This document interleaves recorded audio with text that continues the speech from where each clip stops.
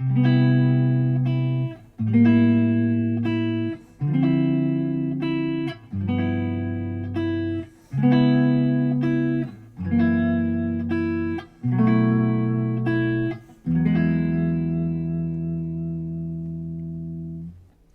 how you doing? Justin here. In this lesson today, we're going to be discussing reharmonizing a melody note.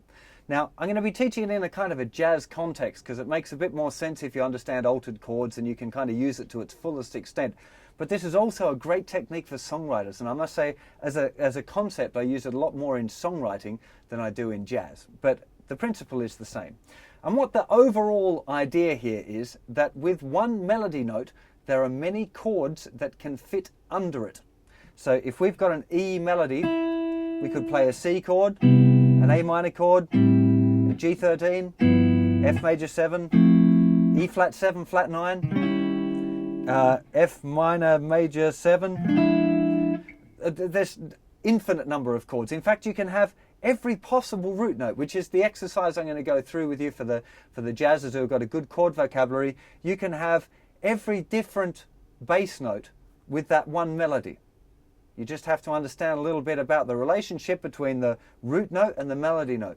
I'm going to put some notes on the website about this because, again, this kind of theory sometimes makes a bit more sense written, but being that it's music, I want you to hear it, and therefore it helps if you're seeing it at the same time. So there's a simple and a hard way of looking at this. The hard way is understanding theory and going through and theoretically understanding the bass note and the chord and the relationship between both, which is a very valuable thing to do. However, there's a simple way too, which is what I tend to use more often, even though I understand the theory. There's a lot of value in keeping things simple. So if we've got a melody note of E, and let's say originally we were playing a C chord, but we're getting a bit bored of that C chord now, we want to change up the harmony a little bit. We can think, well, we've got that melody note playing. What other chords do I know on the guitar neck that use that note? So some common ones, you might know C, but you might go, well, A minor, did I know? A minor 7, that's also got an E in it. So I could maybe swap those, or maybe G13, that's also got an E on it, or D minor 9, that's got an E, or an F major 7, or C over B flat, getting a bit more jazzy, you know, or something like that. Now, you can just do it visually like that, and I think as a songwriting tool, that's really where it comes into its own, because if you're singing this note, and you just want to change up the harmony, maybe you're going to do this, if you know an A7 sharp 5, or a G13, or you could have an F sharp 7, or an F major 7, if I can stretch that far. And you could just swap and try those different grips around, you know.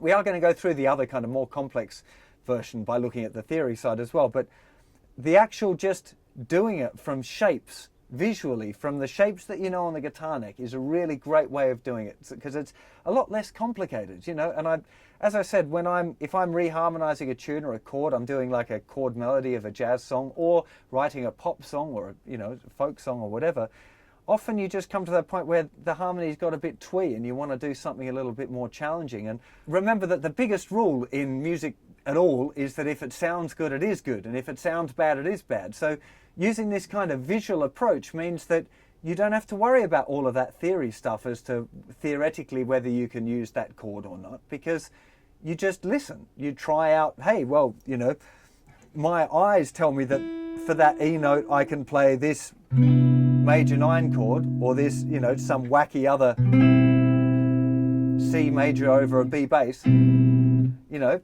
my eyes tell me that, but does it sound good? You know, because remember, with all of these theory things I'm going to show you, it's getting interesting, it's getting pretty complicated, but it's not the point. Music is something that we listen to, so if it sounds good, it's great and you can use it in the song, and if it sounds bad, even if the theory says it's okay, it's not okay, right? Really, really important that you grasp that as well. So visual, simplicity, excellent. Complex theory, understanding, useful in certain circumstances, and that's what we're going to do now. I'll go to a close-up and explain the idea of the whole chromatic bass line thing along with that melody note, and it's kind of good fun, and it can be interesting when you want to push the boundaries a little bit. It's also great as a chord exercise, making sure that you understand your chords well and the harmony of the neck well. So it's got useful things going on. I still recommend the visual thing if you're writing a song or reharmonizing a tune, but let's go through in a close-up, the slightly more complicated version.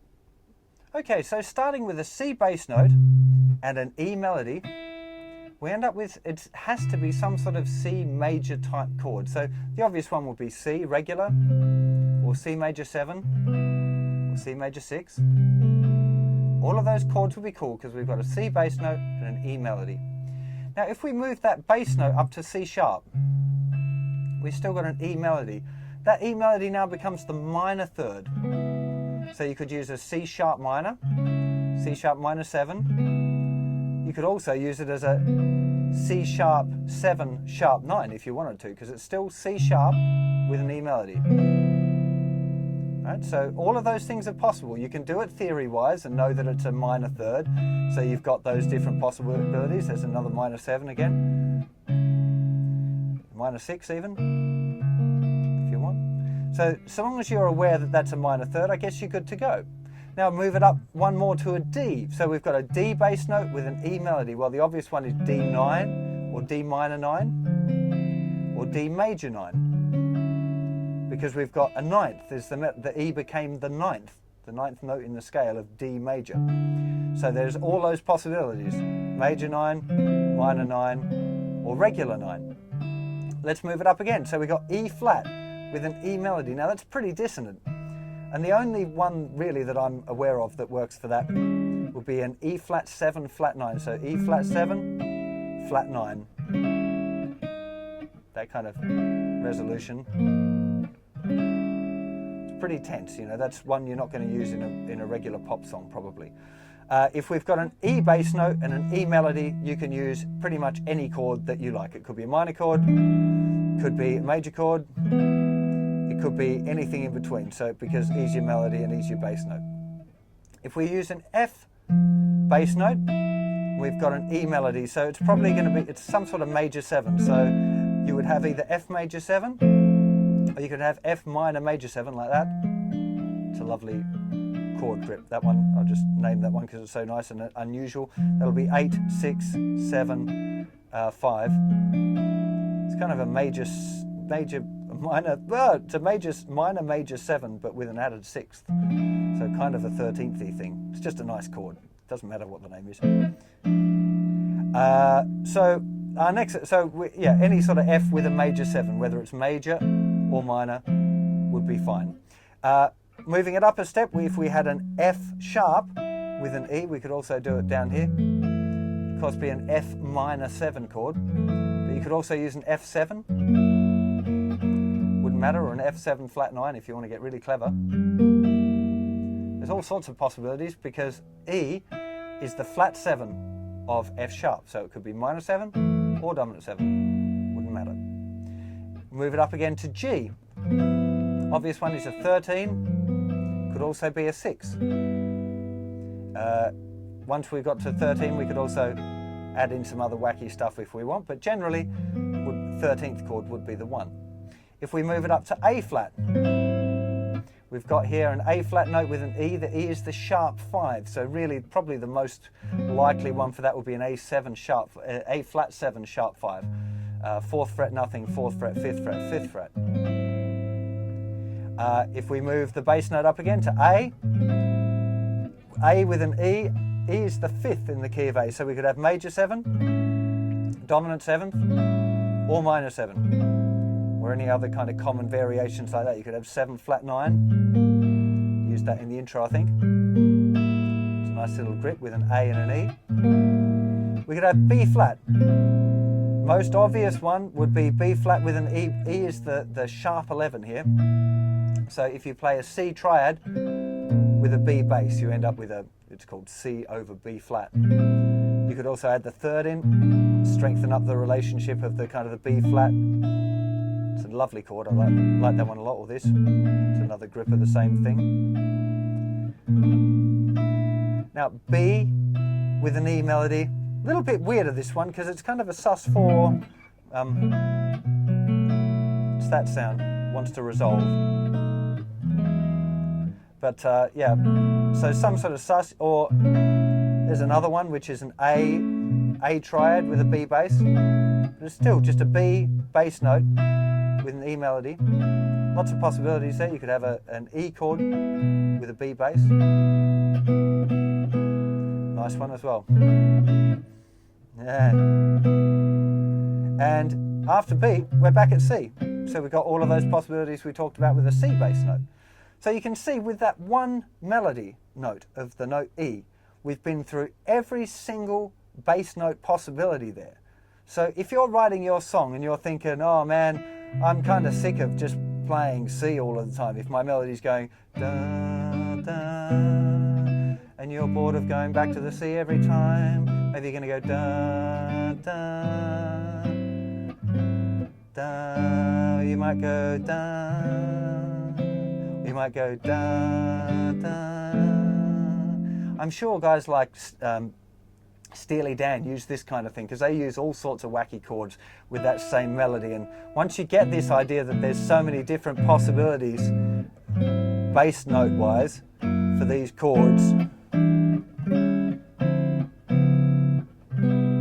so you can just really go crazy.